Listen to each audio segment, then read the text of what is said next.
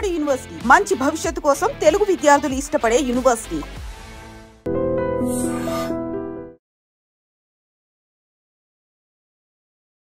నమస్తే, welcome back to IT media. నేను మీ Jhansi. Green card కావాలి అనుకున్నప్పుడు, యుఎస్ వెళ్ళాలి, అక్కడే సెటిల్ అవ్వాలి అనుకున్నప్పుడు చాలా ప్రాసెస్ అయితే మనం చేస్తూ ఉంటాము. అందులో one of the thing I-140 process.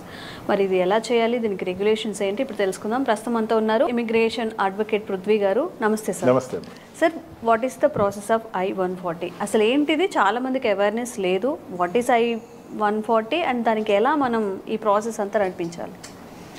I-140 is something called permanent residency in US. అక్కడ permanent job కోసం వెళ్ళే ప్రక్రియ. And by that we call it is green card, acquiring green card గురించి జరిగేటువంటి ఒక పద్ధతి అని చెప్పచ్చు. దీని 3 steps కింద చెప్పచ్చు అమ్మా. First step and second step is the company employer step.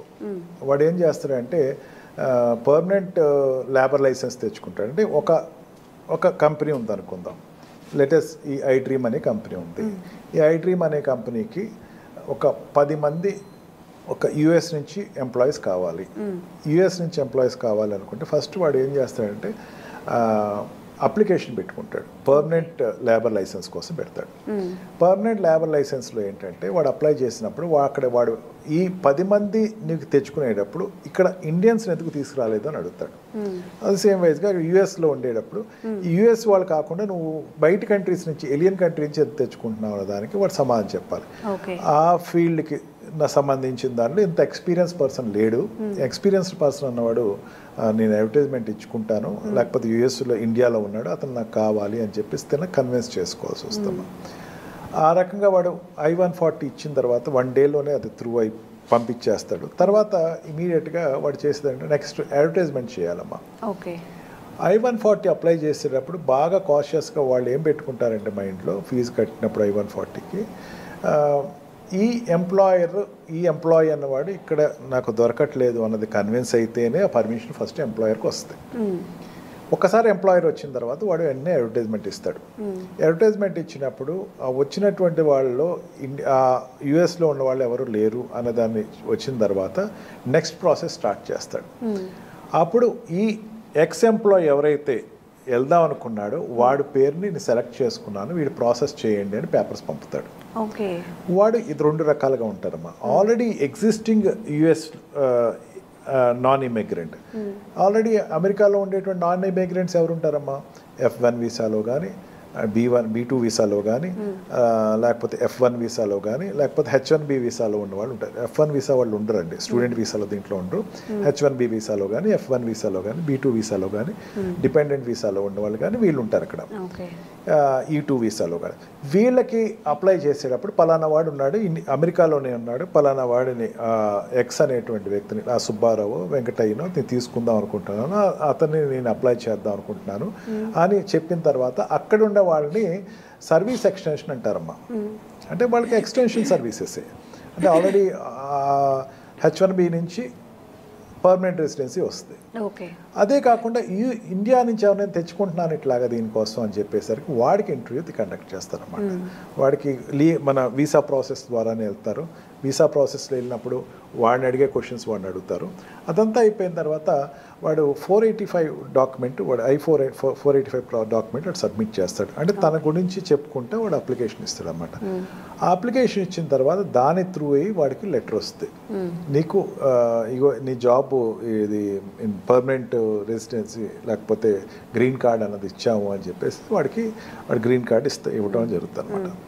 ఆ గ్రీన్ కార్డ్ వచ్చిన తర్వాత ఒక 5 years నుంచి 10 years మధ్యలో వాడు పర్మనెంట్ సిటిజన్షిప్కి అప్లై చేసుకుంటాడు. అంటే from H1B visa or L1 visa or what we call E3 or E2 or ఈ వీసాస్ నుంచి మధ్యలో సిటిజన్షిప్కి అప్లై అయ్యేటప్పుడు మధ్యలో ఒక ట్రాన్స్ పీరియడే గ్రీన్ కార్డ్ అమ్మ. ఆ గ్రీన్ కార్డ్కి అప్లై చేసుకుని ఆ గ్రీన్ కార్డ్లో వాడు he will first get the permanent residentship. ఎందుకంటే పర్మనెంట్ ఎంప్లాయ్మెంట్ వచ్చింది కదా, పర్మనెంట్ లేబర్ లైసెన్స్ తెచ్చుకున్నాడు కదా, పర్మనెంట్ లేబర్ లైసెన్స్ ఎంప్లాయర్ ద్వారా తెచ్చుకున్నాడు కదా. ఎంప్లాయర్ తీసుకొచ్చిన పర్మనెంట్ లేబర్లో వాళ్ళు ఈ వ్యక్తిని నేను ఇక్కడ పర్మనెంట్గా జాబ్ పెట్టదలుచుకున్నాను అని పర్మిషన్ తెచ్చుకున్నాడు. అంటే ఇట్ ఈస్ నథింగ్ బట్ వాడు రిటైర్మెంట్ అయ్యే వరకు అక్కడ వర్క్ చేసుకోవచ్చు. ఆ అప్లికేషన్ ద్వారా ఈ వ్యక్తి, ఈ సుబ్బయ్య అనేవాడు, వెంకయ్య అనేవాడు అక్కడ he will be able to continue his period for remaining period. Okay.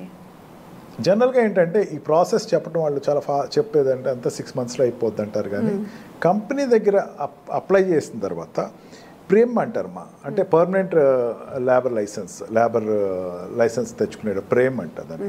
ఆ ప్రేమ్ తెచ్చుకునేటప్పుడు ఆ కంపెనీ ఖచ్చితంగా చెప్పగలగాలి, ఎస్ నాకు ఈ లేబర్ లైసెన్స్ పలానా ఇంతమంది వ్యక్తులు కావాలి, 10 మంది ఎంప్లాయ్మెంట్ కావాలి, iDreamకి 10 మంది ఎంప్లాయీస్ కావాలి, వీళ్ళు యుఎస్లో ఉన్నారు, లేకపోతే వీళ్ళు యుగాండాలో ఉన్నారు, లేకపోతే వీళ్ళు లండన్లో ఉన్నారు చెప్పగలగాలి.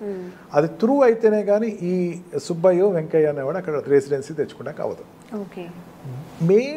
మోస్ట్లీ ఏంటంటే H1B వీసా వాళ్ళు, L1 వీసా వాళ్ళు, ఈ వీసాలో ఉన్న వాళ్ళు మాత్రమే ఇది అప్లై చేసుకుంటారు. Otherwise if it all that requirement అన్నది ఇండియాలో ఉన్న కూడా వాళ్ళు తీసుకుంటారు. దీనిలో delay of taking the country అనుకుంటే కనుక ఇండియాకి చైనాకి నుంచి తీసుకునేటప్పుడు మాత్రం కొంచెం డిలే అవుతుందమ్మా.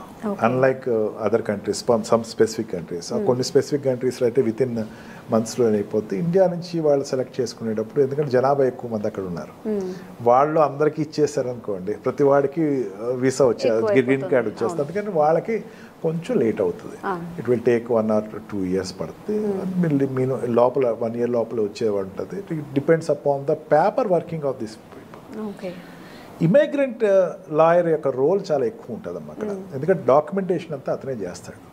అతను మొత్తం ఆ పేపర్స్ అన్ని సబ్మిట్ చేయటం, ఆ కంపెనీ తరఫున ఇతను ఈ ఎంప్లాయీకి సంబంధించినటువంటి డాక్యుమెంటేషన్స్ అన్ని ఇన్ టైంలో సబ్మిట్ చేయటం, దాన్ని బట్టి అతని యొక్క ఈ వాట్ వి కాల్ I-140 అనేది తెచ్చుకుంటాం అనేది ఉంటుందమ్మా. ఓకే సార్, ఇప్పుడు మనం అక్కడికి వెళ్ళాలన్నప్పుడు మీరు అన్నారు మనకి అండ్ చైనా వాళ్ళకి చాలా టైం పడుతుంది అని చెప్పి, మనం అప్లై చేయాలి అనుకున్నప్పుడు ఇక్కడ నుంచి ప్రాసెస్ ఏంటి?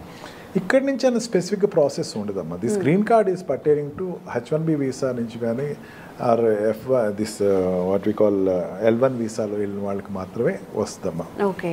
అండ్ అక్కడ ఉన్న వాళ్ళకి గ్రీన్ కార్డ్ అనేది అక్కడ ఉన్న వాళ్ళకే రెసిడెన్షిప్ వస్తుంది, ఇండియన్స్కి రాదమ్మా అంత ఈజీగా. ఇండియన్స్ అప్లై చేసేటప్పుడు అంటే కొన్ని రేర్ కండిషన్స్ అనేది తీసుకుంటారు. రేర్ కండిషన్స్లో ఒక రేర్గా తీసుకునేవాడు ఉంటారు. దాంట్లో దట్ ఆ కంపెనీ సాటిస్ఫై చేయగలగాలి. మళ్ళీ ఇక్కడ వీసా రెగ్యులేషన్స్, మన రెగ్యులర్గా వీసా ఇంటర్వ్యూస్లో వాళ్ళు ఎంత ఖచ్చితంగా అడుగుతారు, అట్లాంటి క్వశ్చన్స్ అడుగుతారమ్మా. నువ్వు వెళ్ళిపోతున్నావు కానీ నువ్వు పేరెంట్స్ రేపు తీసుకురావు కదా, నువ్వు ఒక్కడే వెళ్ళిపోతావు, ఎన్నాళ్ళు ఉంటావు ఇక్కడ, ఆ కంపెనీ కాంట్రాక్ట్ ఎన్నాళ్ళు ఉన్నావు, తర్వాత తిరిగి వచ్చేస్తావా, నీకు ఇండియాలో ఉన్న అటాచ్మెంట్ ఏంటి, ఇది వాడు అక్కడ డిమాన్స్ట్రేట్ చేయాలి. ఇప్పుడు మనం చెప్పిన ఆన్సర్స్ బట్టి వాళ్ళు నోట్ చేసుకుంటారు కంపల్సరీ వాళ్ళు. మళ్ళీ మనం మన పేరెంట్స్ని తీసుకెళ్తామన్నా లేకపోతే ఇంకొంచెం ఎక్స్టెండ్ చేసుకుంటామన్నా they won't give, no doubt వాళ్ళు ఎవరు. ఇంకా ఓకే, ఫస్ట్ ఏంటంటే you have to create that, నేను అక్కడ జాబ్ వాడు అడిగాడు ఇస్తున్నాను, ఐ హ్యావ్ టు వెరిఫై అని చెప్పాలి. అండ్ కంపెనీ అనేది జనరల్గా ఇక్కడ మారుతున్నట్టు కంపెనీస్ మారనని చెప్పాలి. He has to satisfy that board, immigration బోర్డ్ని వాడు సాటిస్ఫై చేయాలి ఫస్ట్, వీసా బోర్డ్ని సాటిస్ఫై చేయాలి, ఆ తర్వాతే వాళ్ళకి వస్తుంది. Generally this H1B, this I-140 will be only for the Indians who are residing in America. Okay.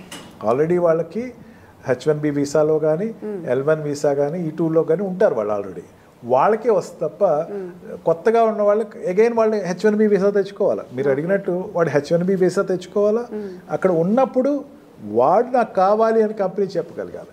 అంటే కంపెనీకి ఎంత కాన్ఫిడెంట్ ఉండాలో చూడండి. నీ యొక్క ఎగ్జిస్టెన్స్ అనేది very much important. You have ask right question. నువ్వు రావాలి అనుకుంటే you must be very much dedicated to the company. నువ్వు చాలా డెడికేటెడ్గా నీ రోల్ అనేది 100% చేస్తే వీడు నాకు కావాలి, వీడి గ్రీన్ కార్డ్ నేను అప్లై చేయాలి అనుకున్న వాళ్ళకి the company will definitely opt for it. Okay, thank you sir. Thank you.